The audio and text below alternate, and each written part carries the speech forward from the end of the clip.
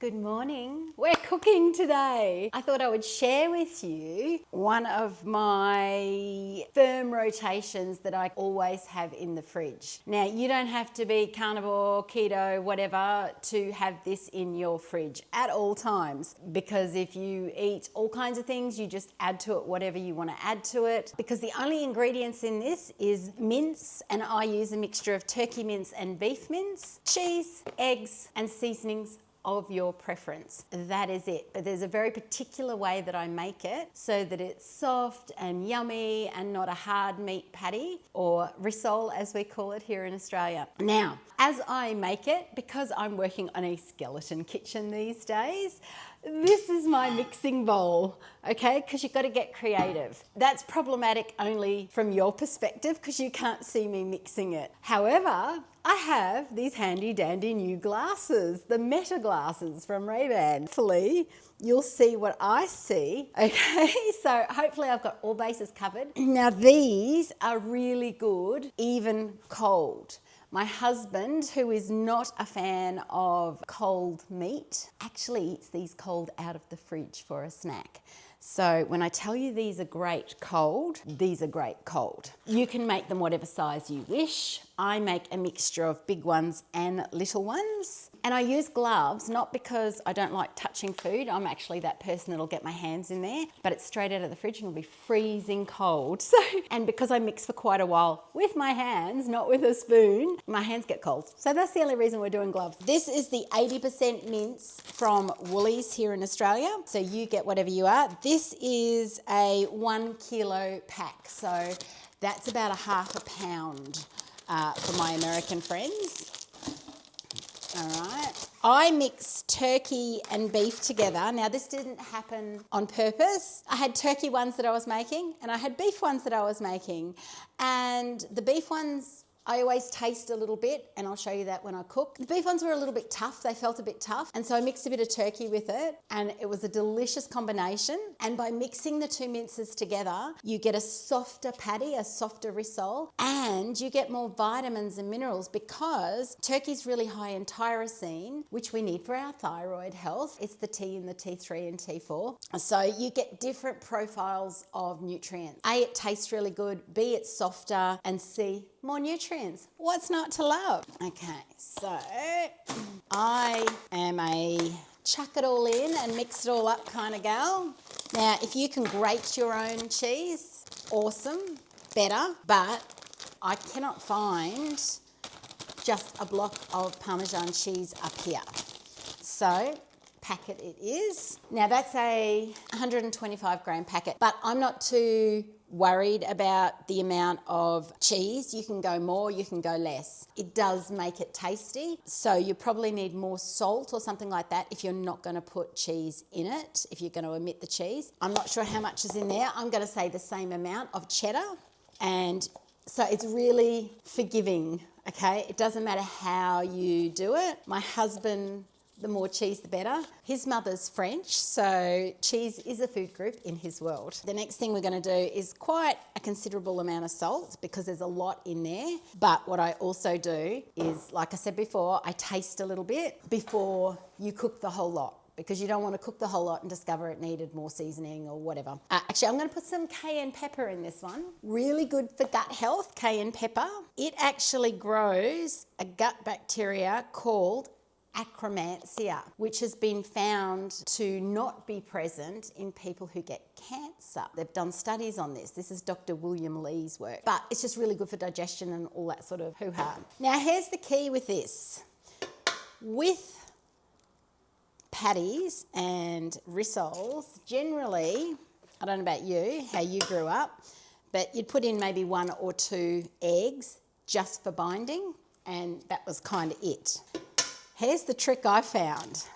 You put in way more. I put in 4 to 5 eggs, and it becomes quite a liquid mixture. That's what makes it really nice. And I'm going to go 5 today. I change depending on the size of the eggs. These are the only eggs we can get in town right now.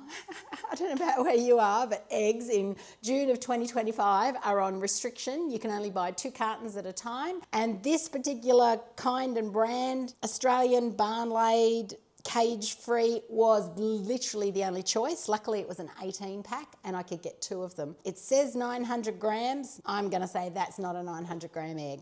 But anywho, it is what it is. All right, so I hope you can see that with my glasses, but then you just get into it. And this is why I use my hands, because it is simply easier to mix it up and make it all mushy.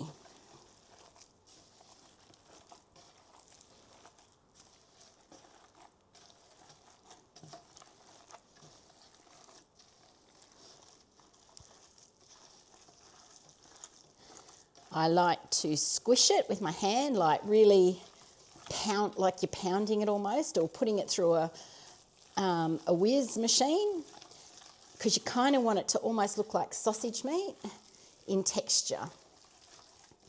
And if it's not really wet, and sticking to you, add another egg. You want it really wet. So I'm going to say that's pretty good. All right, so you can kind of make a patty, but it's sticky as well. But you could easily go 1 more egg if you wanted to with that. I feel like after making them many times, you can't have it too sticky and wet. All right, so we are going to use this, and you only need it because this is a pan that's hard, nothing sticks to it because it's hard anodized or whatever it is. You only kind of need this for the first one. You don't need it after you've done it, after you've started the first lot, because there's so much fat in the meat and the cheese and so on. So here's the very first thing that I do is I cook a teeny tiny little risole. And then I can judge what I need and what I don't need when it comes to more seasoning, less. I don't know what I do if I need less seasoning, I'm in trouble. But it's more so if I need more seasoning now, or if I feel like I need more egg in it, if it's not soft enough. That's my starting point.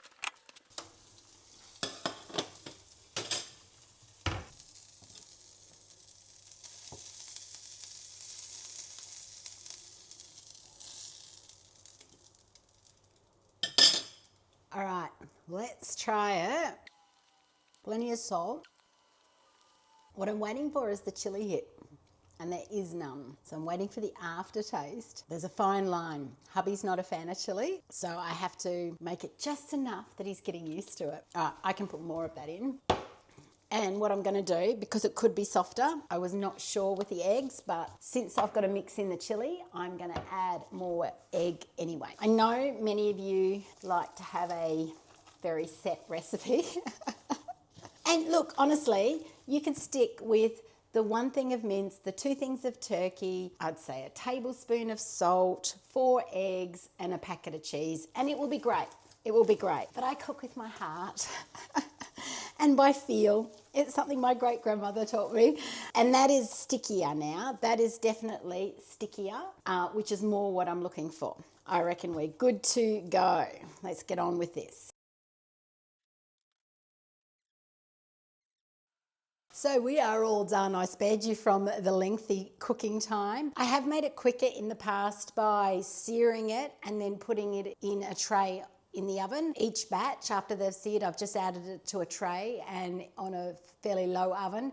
And by the time I'm finished cooking all of them, they're all cooked through. But that's up to you how you go about cooking your own meat patties. But because there's so many of them, it is going to be lengthy whether you use an air fryer, unless you've got a big barbecue grill, which we do not have. So it's left me with this massive container of all different size patties.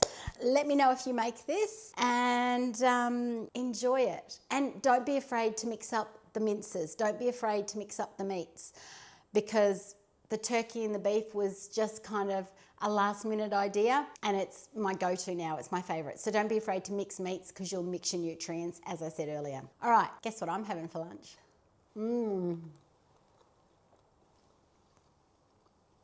So good. Okay, next we are making a boiled egg mayonnaise. The ingredients in this are 4 hard-boiled eggs. I have pre-boiled a lot of eggs in preparation of the charcuterie board. Spicy brown mustard, half a cup of water, a splash of apple cider vinegar. I'm not sure why I got out the red wine vinegar as well. We'll see. Pinch of sea salt, and I always put pepper in things anyway. And I didn't have much mustard left, didn't think that one through. So good old yellow mustard always in the back of the fridge and cupboard, so that's my backup if I feel like it needs more mustard. Now why do this? Mayonnaise is full of seed oils, and if the one thing we can all do is remove the seed oils and know exactly what's in the food we're eating. It doesn't matter what style of food we're eating. It doesn't matter if it's carnivore, vegan, whatever. The mayonnaise I used to make when I was high plant-based was made from macadamia nuts. It was a raw sour cream. Okay, so that's what I used as a mayonnaise. However, that had macadamia oil in it because there was no way around that one. So when I saw this one with no oils, although there's plenty of viral TikTok egg mayonnaises with oil in it, and I'm sure they're probably tasty. When I spotted one without the oil, I was like, ooh, let's give that one a shot. So let's try together and see what happens. So pre-boiled a ton of eggs yesterday. So this one takes 4 eggs. So let's go with that. Now it says 2 to 3 tablespoons of the spicy mustard. I've probably got 2 tablespoons of Dijon left in here. So we're going to scrape out every last bit of that, and I'm going to maybe add what's left in this one, and half a cup of water, and salt. So it really couldn't be easier, right? And if this works, then you know exactly what's gone into it. And that's the starting point. For anyone wanting to be healthy, just make real food. It says a splash. I don't know what a splash is. Let's go with that. So any way that you can make food that you know exactly what's gone into it instead of all the numbers, you know, and as I said, this is not ideal. This one, not so bad, because the only thing in this is water, mustard seeds, vinegar, salt, and it does have preservatives in it. So finding the cleanest version of this. And this one honestly isn't terrible. It does have vegetable oil, but it's the very last ingredient, and the rest is pretty clean. So in a pinch, that's okay. So anything that you can make that you know is got the least amount of stuff in it that's not natural in our world, the better off we're going to be. All right, let's give this a shot. Doesn't really say how long to do it for. So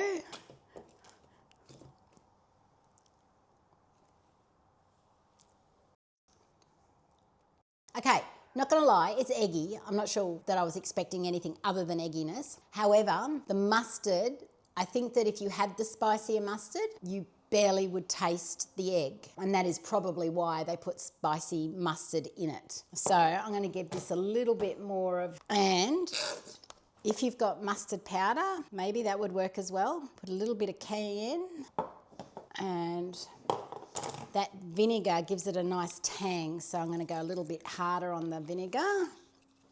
And in fact, because I want it to be quite, I'm going to go another egg. So probably less water, more vinegar. All right, let's have a go at that.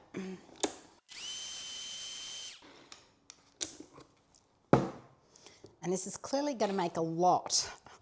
So you could probably start with 2 eggs and halve the recipe, unless you've got like a big potato salad to make or something like that. Oop. Oh, now we're getting somewhere. Okay, that is way less eggy. You can barely taste the egg. I'm just trying to think of what else I would do to change it, and I would probably maybe look at some brown malt vinegar instead of the apple cider vinegar. Yeah, that's still quite runny, so it kind of needs more egg. Thank goodness I did like 12, hey? So hopefully this makes it thicker. All right, last go, because it's pretty good. It's pretty there.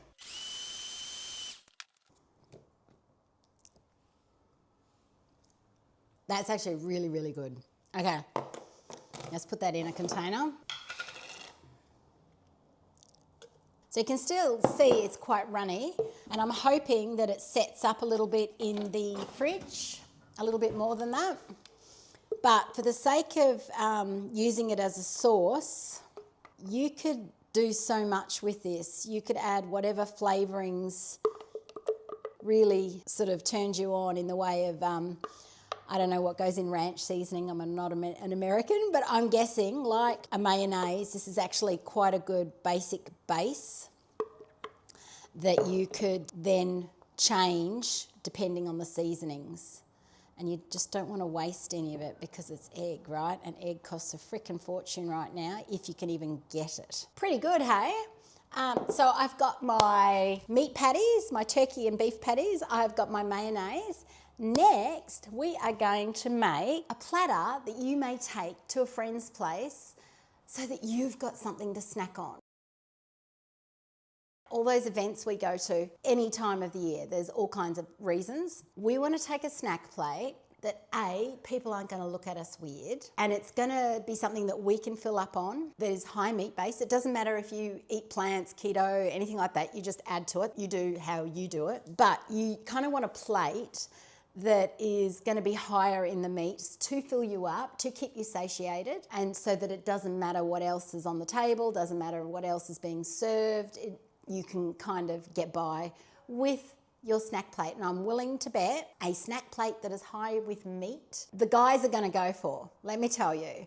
So nobody's going to go, where's the carrot sticks? Because 5 other people will have brought the carrot stick tray, right? Other people will have bought the fruit tray. So don't stress. This one, we're going to put a few things on it so that it doesn't look entirely meat-based. But that's what we're going to do. Okay, so apparently day 2, and I already started what I thought was filming, and it wasn't filming.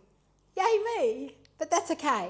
I'll catch you up as to where I'm at on the charcuterie tray to give you an option to take with you. It's not perfectly clean, okay? So we have got processed meats, for example. We've got a pate that's not pure liver, pate liverwurst. So it's just an option that probably helps you avoid eating carbs at an event, all right? So that's all it's for. So I have cut up some German salami, and now I'm adding, so the salami is acting like the cracker.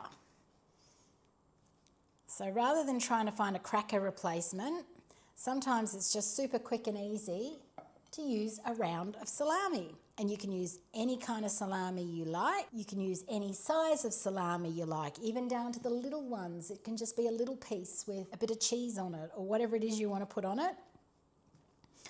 Okay, it doesn't have the same crunch factor, but that's okay. Still is better than potentially having potato chips, Doritos, CC's, you know, the nice yummy things that's going to send you off on a bit of a spiral. Okay, so again, being a treat food, I don't normally eat a lot of processed meats. I don't normally eat a lot of cheese. I'm sort of more low cheese in this space, whether that's my thyroid issues or whatever. I just do better with less cheese. But this is a plate to take to someone's house. So we've got some cheese there, and I am going to also whack on some pickle. We're going to add some toothpicks, pickle on top of that. And who wouldn't want to have that little piece of yumminess, okay? Much better than some chips and dips that you may regret eating later and that you'll feel bad for, and it will set off that, as I said, chain reaction of wanting to have more. And because generally, what do as a people? When we have a little bit, we go, oh, bugger it, we may as well just start again tomorrow. The idea of this is that you don't have that feeling. You don't feel like you need to start again tomorrow. Yesterday, I made some little patties, all right? So I'm going to line them up in there. Same thing. You could add a bit of tomato if you're keto, all kinds of things to that. And again, add the toothpicks. People will not think anything of it. They'll just go, oh, cool, meat platter. So I might add that. And I don't have very big plates because I sold all my plates. So this is it in the way of entertaining plates that I have left. I probably would have been better off using my breadboard, but anywho, I didn't. Now, the other thing that I use for entertaining in this way is the ham and pressed chicken breast. And what I use is a cheese, so like that's cracked pepper, cream cheese. Again, something I normally, in fact, cream cheese, soft cheeses are really, they don't agree with me at all. They make me feel really clogged up and yucko. So it's not something I normally have, but we're showing ideas. So there's two ways we can go here. We can use pate on one, and you could again roll up pickles or whatever you like. Hubby's going to eat these, so I'm just going to leave them plain because that's how he likes them. All right, and then just roll it up like a little cigar, and you've got a nice little ham roll. Now, the next one that I'm going to do, I'm going to use the cream cheese. Cream cheese is a little bit harder to spread, so you might want to leave it out of the fridge a little bit longer and be a little bit careful because it can rip apart the pressed meat. You can put as much or as little on as you like. That's about how much we like.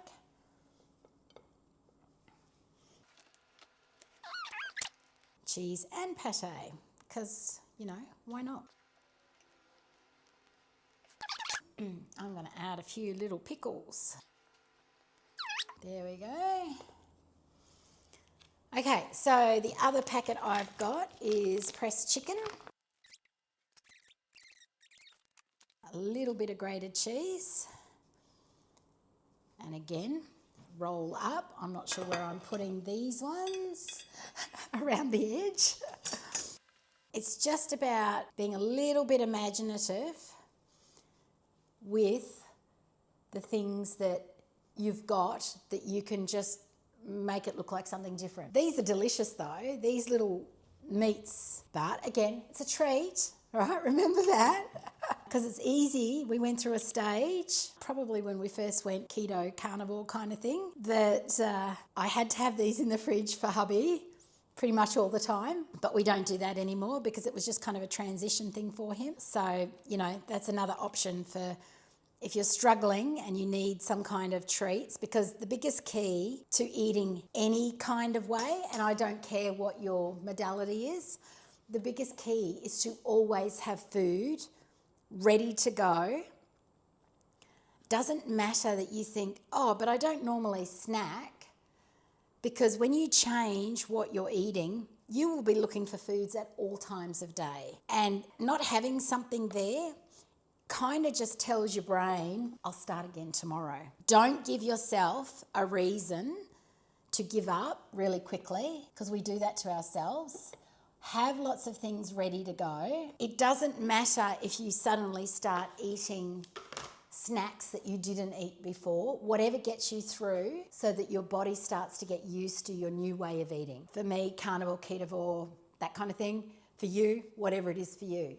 Don't let yourself not have extra things in the fridge. Don't stress about eating more than you normally would, because it's your brain, remember, trying to get past that change, which is uncomfortable. So that's a little tiny charcuterie plate.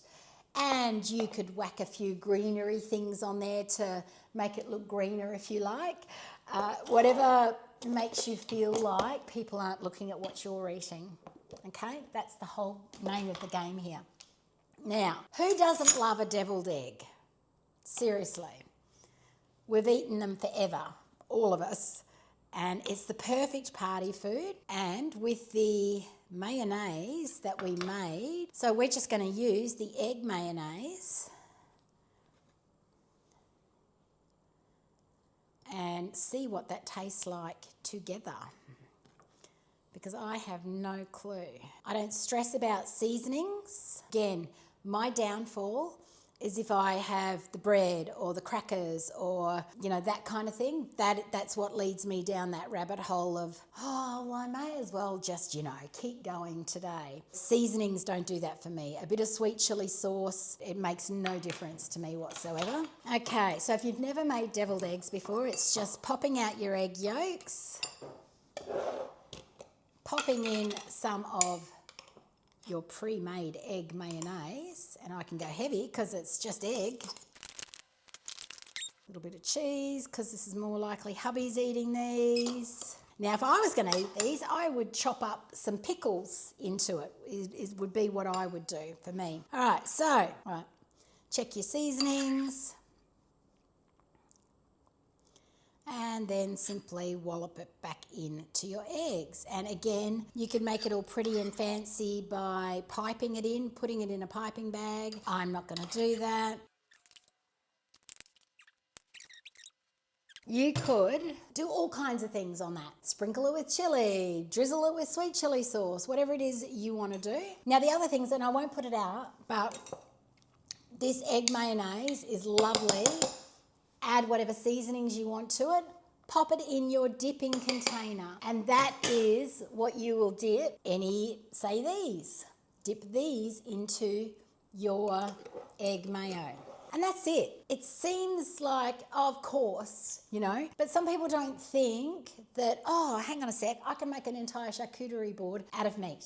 You can. You've just got to make the patties smaller and think about using your meats and your salamis as a cracker. You could make some cheese crackers where you just melt Parmesan cheese onto a griddle and it becomes a cracker. That's harder to set out, but that could be your dipping cracker. The key is, if you're somewhere where there's lots of trigger foods around you, you need to have this with you. That's it from me. Give me your ideas because I'm always looking for ideas. So if you do something particular or unusual along these lines, please let us know down below so that we can have a go. If you've got a recipe, let me know, please. And if you have any questions about anything that I've done, please ask, and please know this is not about perfectionism. This is not about having the pure liver pate. This is about avoiding the foods that might cause you to go down a spiral and eat the things you shouldn't eat. For me, that's these sorts of foods. I don't get triggered by normal pate, although I wouldn't choose to normally eat it because of the seed oils in it. So I don't get triggered by pickles. I don't normally eat cheese, but it's not going to affect me for one day, and it certainly doesn't send me down that rabbit hole of wanting carbs. And that's it. That's all it's about. Okay? It's about whatever makes your life easier.